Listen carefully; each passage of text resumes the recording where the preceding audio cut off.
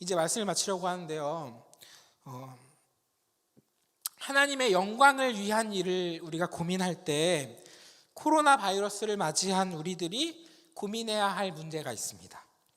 오늘 말씀에 의지하여 코로나 바이러스 상황에서 하나님의 영광을 위한 일이 무엇일까 우리가 고민할 때 우리는 이 부분을 특별히 봐야 합니다. 500년 전의 종교개혁 시대에 유럽에는 흑사병이 돌았고 우리들과는 어쩌면 비슷한, 아니 우리들보다 훨씬 비극적인 일이 유럽에 있었습니다. 근데 당시에 종교개혁자 루터라는 사람이 있었는데 폴란드에 있는 루터의 제자가 흑사병을 앞에 두고 어떻게 해야 하는지 물어보는 편지를 보냈습니다. 그리고 루터는 폴란드에 있는 제자와 거기에서 사역하는 다른 목사님들을 위해서 편지를 보냈습니다. 편지의 제목은 우리는 치명적인 전염병으로부터 피할 수 있는가? 이 편지가 꽤 긴데 수십 페이지가 됐는데 제가 일부분만 발췌했습니다. 조금 길지만 한번 들어보면 좋겠습니다. 흑사병으로부터 두려워하는 목사님들에게 보낸 편지입니다.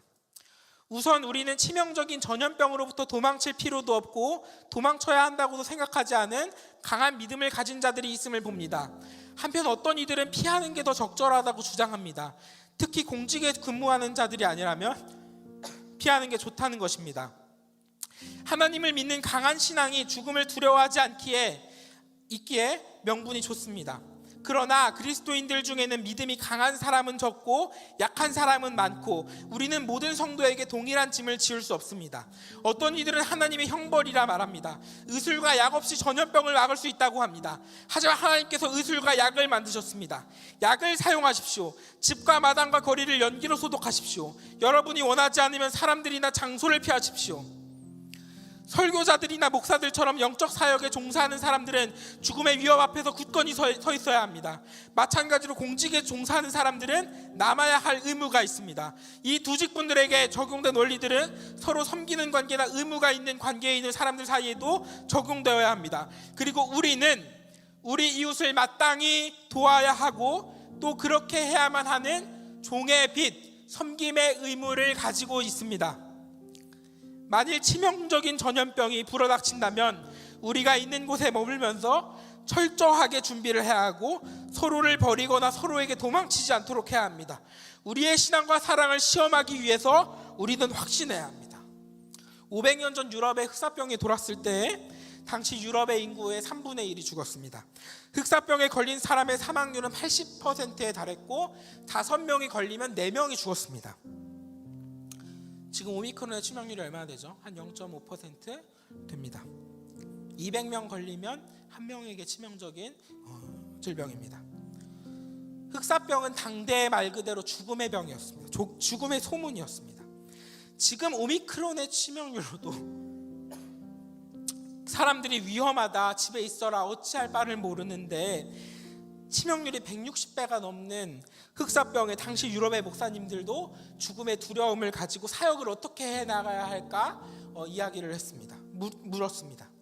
그리고 우리가 읽었던 이 편지의 골자는 사람마다 그 믿음대로 하나님의 영광을 위하여 하라는 겁니다. 하나님의 영광을 위하여 각자가 할 수 있는 의무를 다하는 겁니다.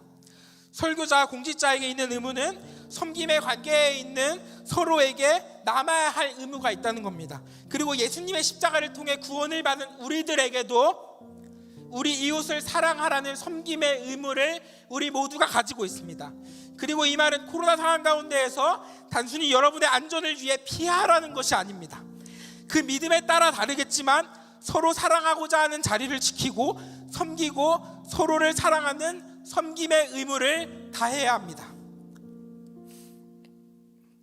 그동안 우리들은 2년 동안 코로나 바이러스를 피하기 위해서 마스크를 끼고 그 믿음을 지키기 위해서 온라인으로 예배를 드리고 정말로 긴 시간 동안 정말로 잘 싸워왔습니다. 정말로 고생했어요.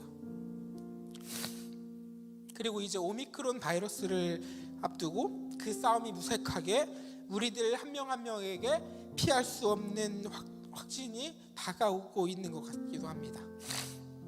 팬데믹 상황 가운데에서 믿음을 지키기 위해 발버둥 쳤던 우리들의 노력은 항상 쉽지 않았고 고등부를 올 때에는 가족의 반대와 우려 속에서도 매주 고민하며 길을 나서야 했습니다. 그동안 현장에서 그리고 또한 온라인으로 우리 믿음을 지켜준 우리 비전트리 공동체를 정말로 격려하고 칭찬하고 위로합니다. 이제 우리들 비전트리 공동체 한 3명 중에 1명 정도는 확진이 되었거나 확진이 된 것 같습니다. 제가 이런 소식을 들으면, 코로나에 걸렸다고 소식을 들으면 저는 무조건 전화를 합니다. 만약에 코로나에 걸리고도 전화를 못 받았으면 제가 그 소식을 못 들은 거예요. 그걸 감안하고도 3명 중에 1명입니다. 조심스럽게 이야기를 하자면 이제 정말 끝이 보이는 것 같아요. 2년 동안 언제 끝날까 끝을 알 수 없었던, 우리를 괴롭혔던 코로나 바이러스의 끝을 살며시 보는 것도 같습니다. 그리고 이 시기에 우리가 깨달은 것이 있다면 우리의 믿음이 정말로 작았구나. 바이러스에 대한 공포로 두려워했고 온라인으로 하는 믿음 생활에서 믿음이 아닌 게으름을 바라봅니다. 하지만 또 한 가지 우리가 깨달은 것이 있다면 우리에게 믿음이 있구나. 나에게 믿음이 없는 게 아니었구나. 나에게 작은 믿음이 있구나. 우리의 믿음을 바라보게 됩니다. 우리 오늘 말씀에 의지하고 종교개혁자 루터의 편지에 의지하여 우리 믿음 조금만 자라납시다. 바이러스의 공포에서 빠져나와서 우리 공동체의 선한 영향력을 키워가고 우리의 사랑을 세상에 전하고 안산 땅에 우리가 다니는 학교에, 학원에, 우리 가정에 그 사랑을 퍼주기로 합시다. 타인의 양심을 위해서, 남의 유익을 위해서, 하나님의 영광을 위하여 무엇을 하든지 무슨 상황이든지 그 사랑을 전하기로 합시다. 우리 믿음 조금만 자라납시다. 이 시간 우리 찬양할 때 하나님께서 우리에게 은혜 허락하실 줄을 믿습니다.